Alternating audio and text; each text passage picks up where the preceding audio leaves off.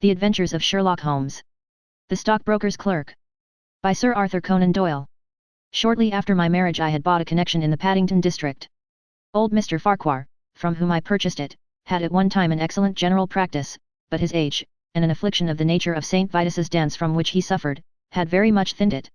The public not unnaturally goes on the principle that he who would heal others must himself be whole, and looks askance at the curative powers of the man whose own case is beyond the reach of his drugs. Thus as my predecessor weakened his practice declined, until when I purchased it from him it had sunk from 1,200 to little more than 300 a year. I had confidence, however, in my own youth and energy, and was convinced that in a very few years the concern would be as flourishing as ever. For 3 months after taking over the practice I was kept very closely at work, and saw little of my friend Sherlock Holmes, for I was too busy to visit Baker Street, and he seldom went anywhere himself save upon professional business. I was surprised, therefore, when, one morning in June, as I sat reading the British Medical Journal after breakfast, I heard a ring at the bell, followed by the high, somewhat strident tones of my old companion's voice. "Ah, my dear Watson," said he, striding into the room, "I am very delighted to see you. I trust that Mrs. Watson has entirely recovered from all the little excitements connected with our adventure of the Sign of 4.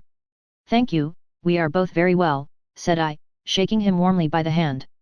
"And I hope, also," he continued, sitting down in the rocking chair, "that the cares of medical practice have not entirely obliterated the interest which you used to take in our little deductive problems." "On the contrary," I answered, "it was only last night that I was looking over my old notes, and classifying some of our past results." "I trust that you don't consider your collection closed." "Not at all. I should wish nothing better than to have some more of such experiences. Today, for example." "Yes, today, if you like." "And as far off as Birmingham?" "Certainly, if you wish it." "And the practice?" "I do my neighbours when he goes. He is always ready to work off the debt." "Ha! Nothing could be better," said Holmes, leaning back in his chair and looking keenly at me from under his half-closed lids. "I perceive that you have been unwell lately. Summer colds are always a little trying. I was confined to the house by a severe chill for 3 days last week. I thought, however, that I had cast off every trace of it." "So you have. You look remarkably robust. How, then, did you know of it?" "My dear fellow, you know my methods." "You deduced it, then?" "Certainly." "And from what?" "From your slippers." I glanced down at the new patent leathers which I was wearing. "How on earth," I began, but Holmes answered my question before it was asked. "Your slippers are new," he said. "You could not have had them more than a few weeks. The soles which you are at this moment presenting to me are slightly scorched. For a moment I thought they might have got wet and been burned in the drying. But near the instep there is a small circular wafer of paper with the shopman's hieroglyphics upon it. Damp would of course have removed this. You had, then, been sitting with your feet outstretched to the fire, which a man would hardly do even in so wet a June as this if he were in his full health." Like all Holmes's reasoning the thing seemed simplicity itself when it was once explained. He read the thought upon my features, and his smile had a tinge of bitterness. "I am afraid that I rather give myself away when I explain," said he. "Results without causes are much more impressive. You are ready to come to Birmingham, then?" "Certainly." "What is the case?" "You shall hear it all in the train. My client is outside in a four-wheeler. Can you come at once?" "In an instant." I scribbled a note to my neighbour, rushed upstairs to explain the matter to my wife, and joined Holmes upon the doorstep. "Your neighbour is a doctor," said he, nodding at the brass plate. "Yes, he bought a practice as I did. An old established one. Just the same as mine. Both have been ever since the houses were built." "Ah! Then you got hold of the best of the two." "I think I did." "But how do you know?" "By the steps, my boy. Yours are worn 3 inches deeper than his. But this gentleman in the cab is my client, Mr. Hall Pycroft. Allow me to introduce you to him. Whip your horse up, cabby, for we have only just time to catch our train." The man whom I found myself facing was a well-built, fresh-complexioned young fellow, with a frank, honest face and a slight, crisp, yellow moustache. He wore a very shiny top hat and a neat suit of sober black, which made him look what he was, a smart young city man, of the class who have been labelled cockneys, but who give us our crack volunteer regiments, and who turn out more fine athletes and sportsmen than any body of men in these islands. His round, ruddy face was naturally full of cheeriness, but the corners of his mouth seemed to me to be pulled down in a half-comical distress.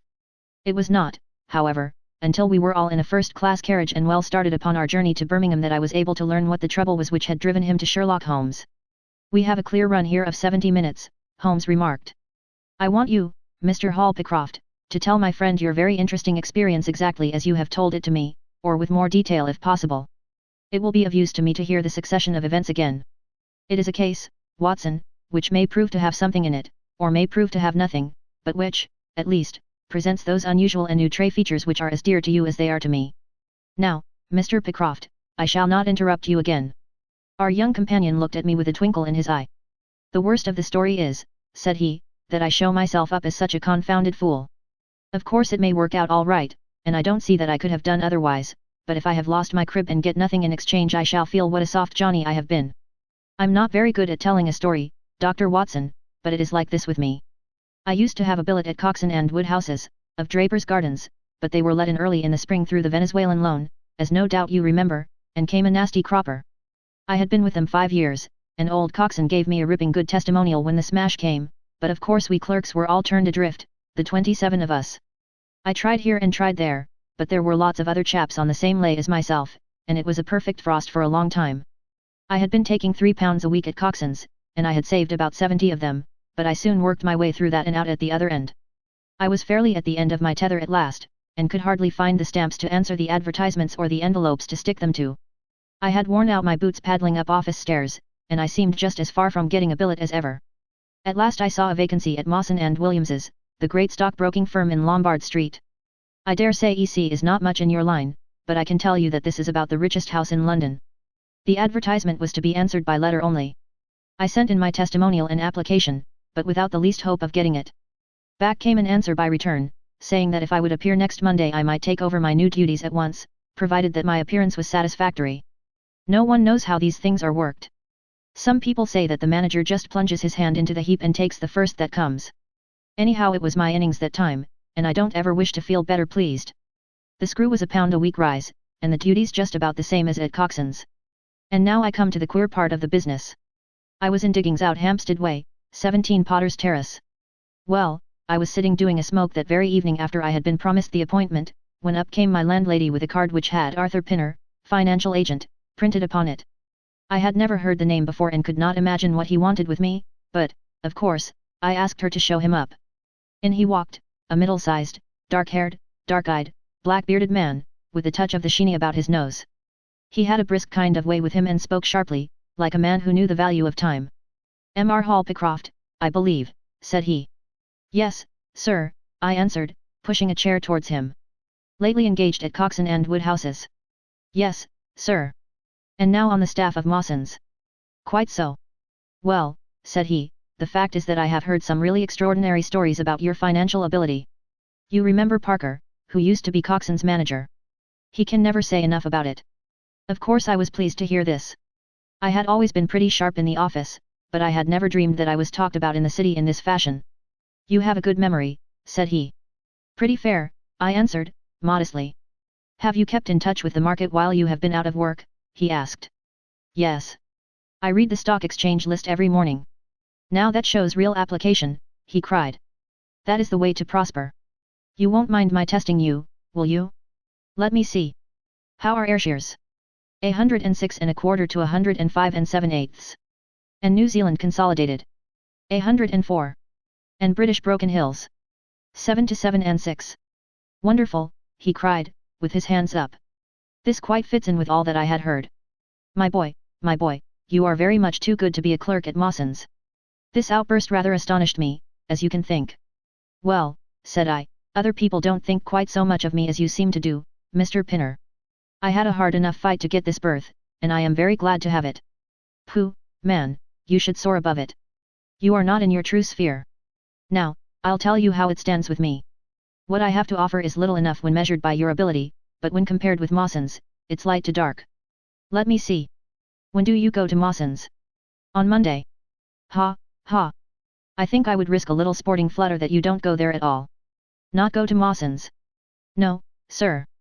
By that day you will be the business manager of the Franco-Midland Hardware Company, Limited, with 134 branches in the towns and villages of France, not counting one in Brussels and one in San Remo." This took my breath away. "I never heard of it," said I. "Very likely not. It has been kept very quiet, for the capital was all privately subscribed, and it's too good a thing to let the public into.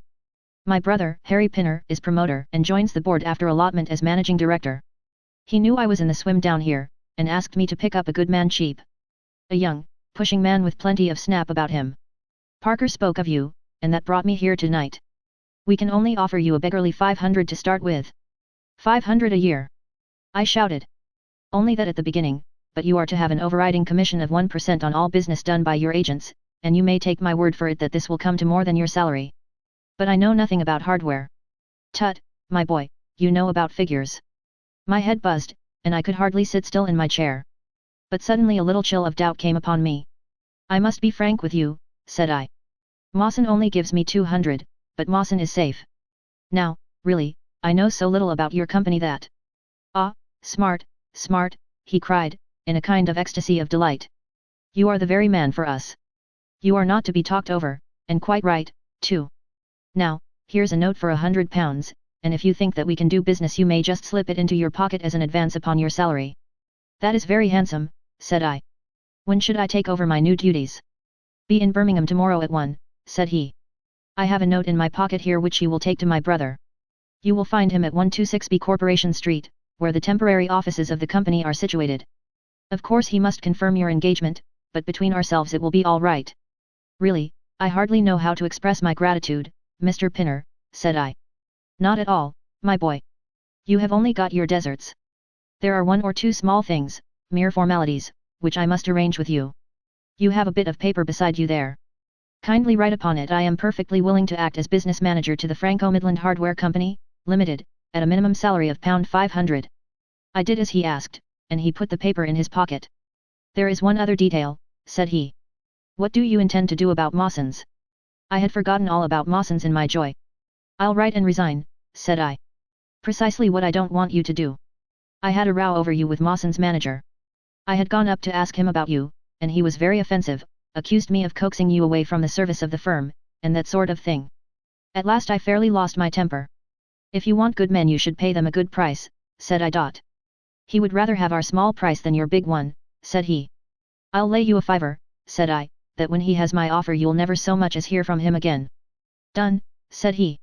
We picked him out of the gutter, and he won't leave us so easily. Those were his very words.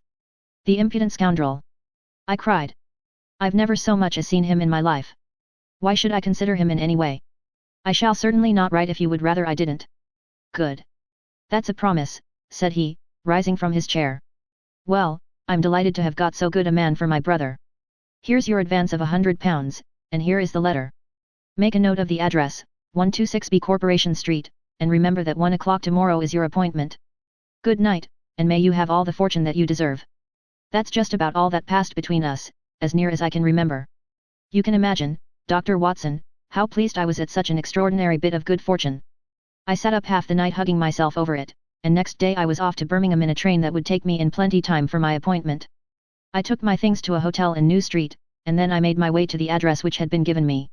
It was a quarter of an hour before my time, but I thought that would make no difference.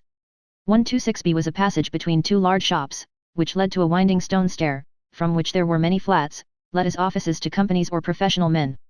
The names of the occupants were painted at the bottom on the wall, but there was no such name as the Franco-Midland Hardware Company, Limited. I stood for a few minutes with my heart in my boots, wondering whether the whole thing was an elaborate hoax or not, when up came a man and addressed me. He was very like the chap I had seen the night before, the same figure and voice, but he was clean-shaven and his hair was lighter. "Are you Mr. Hall Pycroft?" he asked. "Yes," said I. "Oh. I was expecting you, but you are a trifle before your time. I had a note from my brother this morning in which he sang your praises very loudly. I was just looking for the offices when you came. We have not got our name up yet, for we only secured these temporary premises last week. Come up with me, and we will talk the matter over." I followed him to the top of a very lofty stair, and there, right under the slates, were a couple of empty, dusty little rooms, uncarpeted and uncurtained, into which he led me. I had thought of a great office with shining tables and rows of clerks, such as I was used to, and I dare say I stared rather straight at the two deal chairs and one little table, which, with a ledger and a waste paper basket, made up the whole furniture. "Don't be disheartened, Mr. Pycroft," said my new acquaintance, seeing the length of my face. "Rome was not built in a day, and we have lots of money at our backs, though we don't cut much dash yet in offices. Pray sit down, and let me have your letter." I gave it to him, and he read it over very carefully. "You seem to have made a vast impression upon my brother Arthur," said he, "and I know that he is a pretty shrewd judge. He swears by London, you know, and I by Birmingham, but this time I shall follow his advice. Pray consider yourself definitely engaged. What are my duties? I asked. You will eventually manage the great depot in Paris, which will pour a flood of English crockery into the shops of 134 agents in France. The purchase will be completed in a week, and meanwhile you will remain in Birmingham and make yourself useful. How? For answer, he took a big red book out of a drawer. This is a directory of Paris, said he, with the traits after the names of the people.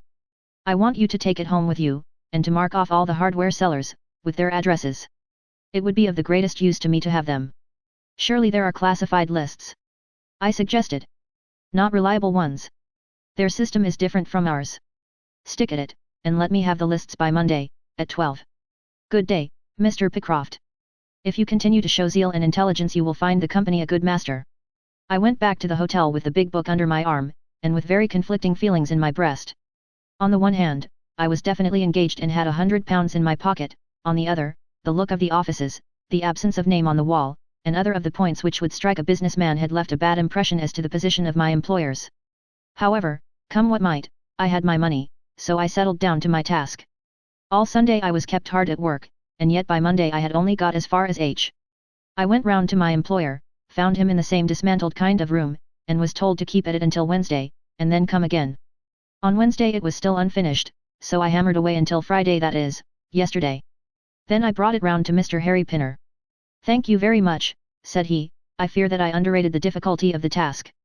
This list will be of very material assistance to me. It took some time, said I. And now, said he, I want you to make a list of the furniture shops, for they all sell crockery. Very good. And you can come up tomorrow evening, at 7, and let me know how you are getting on. Don't overwork yourself. A couple of hours at Day's music hall in the evening would do you no harm after your labors. He laughed as he spoke, and I saw with a thrill that his second tooth upon the left-hand side had been very badly stuffed with gold.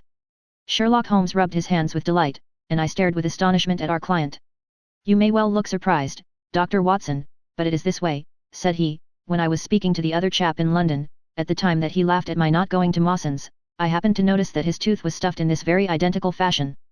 The glint of the gold in each case caught my eye, you see.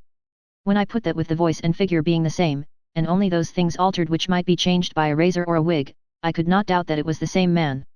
Of course you expect two brothers to be alike, but not that they should have the same tooth stuffed in the same way.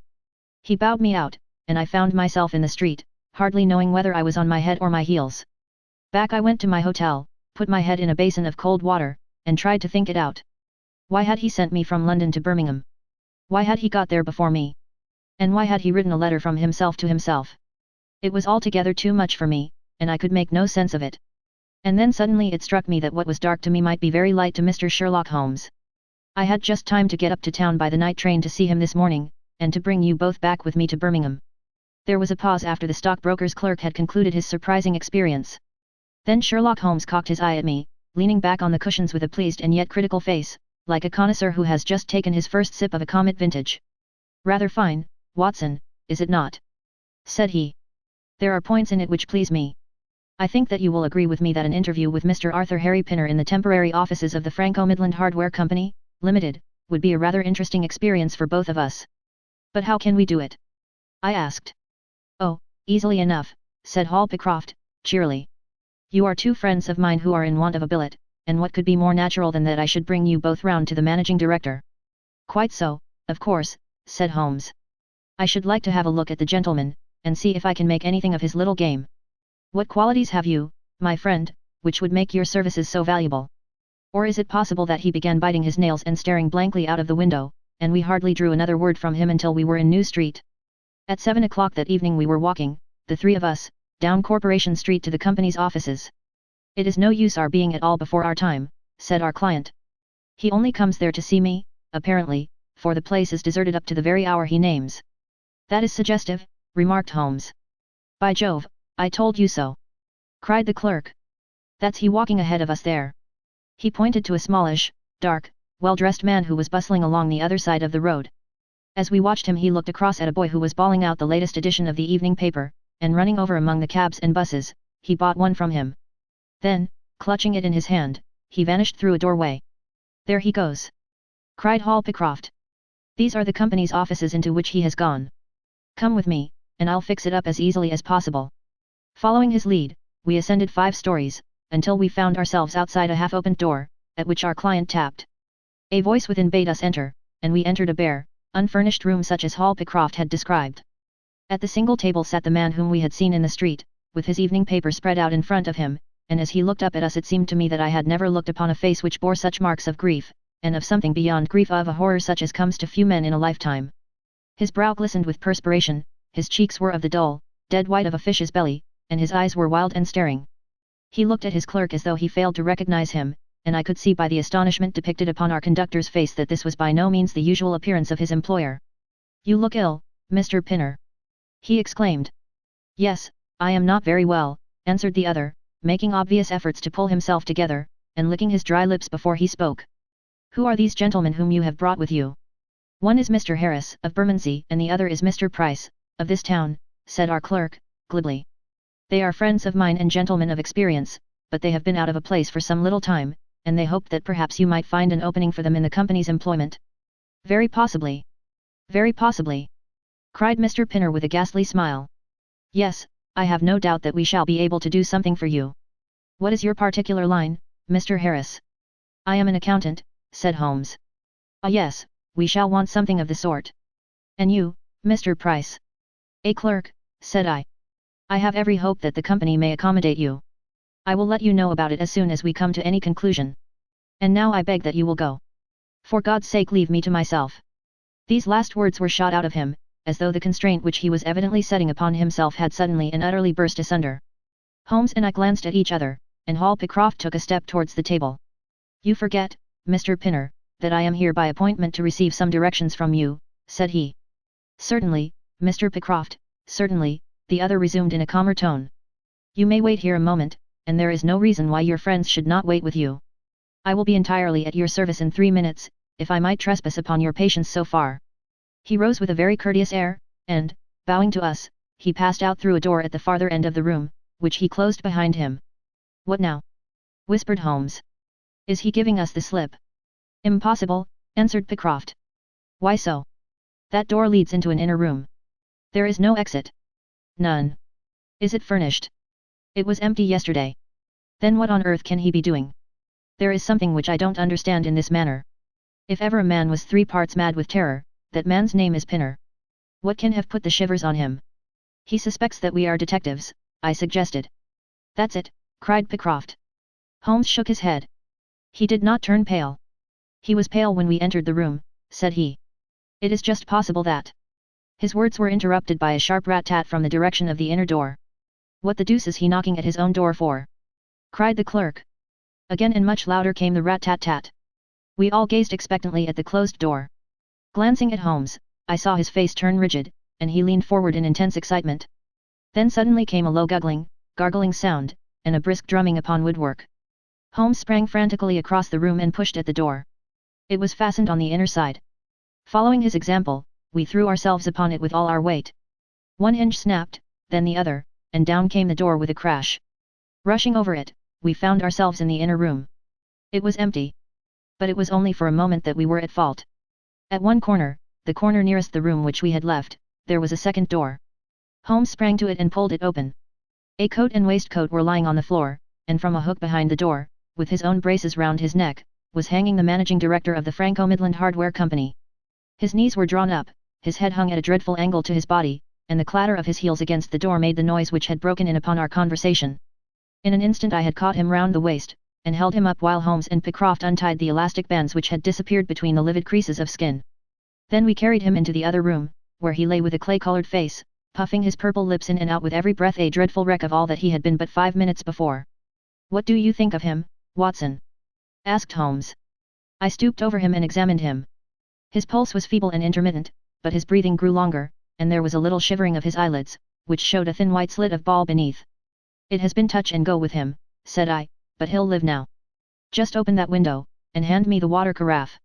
I undid his collar, poured the cold water over his face, and raised and sank his arms until he drew a long, natural breath. "It's only a question of time now," said I, as I turned away from him.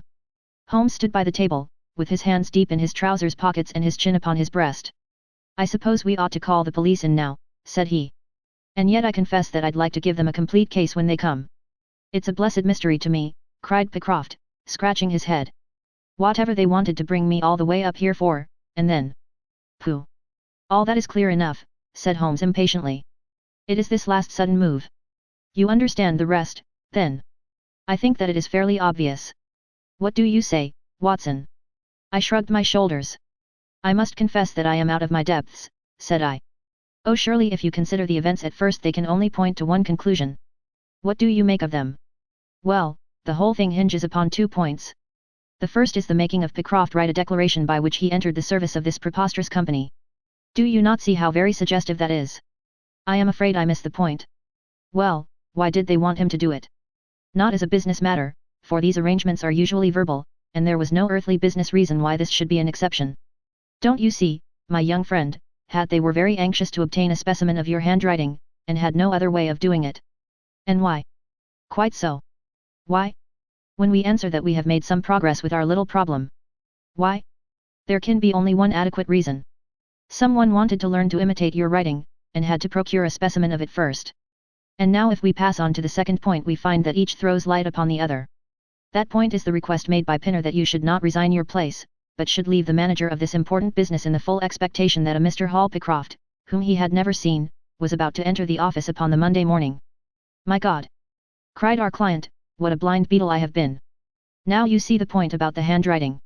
Suppose that someone turned up in your place who wrote a completely different hand from that in which you had applied for the vacancy, of course the game would have been up.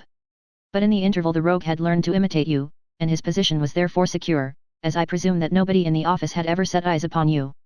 Not a soul, groaned Hall Pycroft. Very good. Of course it was of the utmost importance to prevent you from thinking better of it, and also to keep you from coming into contact with anyone who might tell you that your double was at work in Mawson's office. Therefore they gave you a handsome advance on your salary, and ran you off to the Midlands, where they gave you enough work to do to prevent your going to London, where you might have burst their little game up. That is all plain enough. But why should this man pretend to be his own brother? Well, that is pretty clear also. There are evidently only 2 of them in it. The other is impersonating you at the office. This one acted as your engager, and then found that he could not find you an employer without admitting a third person into his plot. That he was most unwilling to do. He changed his appearance as far as he could, and trusted that the likeness, which you could not fail to observe, would be put down to a family resemblance. But for the happy chance of the gold stuffing, your suspicions would probably never have been aroused. Hall Pycroft shook his clenched hands in the air. Good Lord! He cried, while I have been fooled in this way, what has this other Hall Pycroft been doing at Mawson's? What should we do, Mr. Holmes? Tell me what to do. We must wire to Mawson's. They shut at 12 on Saturdays. Never mind. There may be some doorkeeper or attendant. Ah yes, they keep a permanent guard there on account of the value of the securities that they hold. I remember hearing it talked of in the city. Very good, we shall wire to him, and see if all is well, and if a clerk of your name is working there. That is clear enough, but what is not so clear is why at sight of us one of the rogues should instantly walk out of the room and hang himself. The paper! Croaked a voice behind us. The man was sitting up, blanched and ghastly, with returning reason in his eyes, and hands which rubbed nervously at the broad red band which still encircled his throat. The paper! Of course! Yelled Holmes, in a paroxysm of excitement. Idiot that I was! I thought so much of our visit that the paper never entered my head for an instant. To be sure, the secret must be there.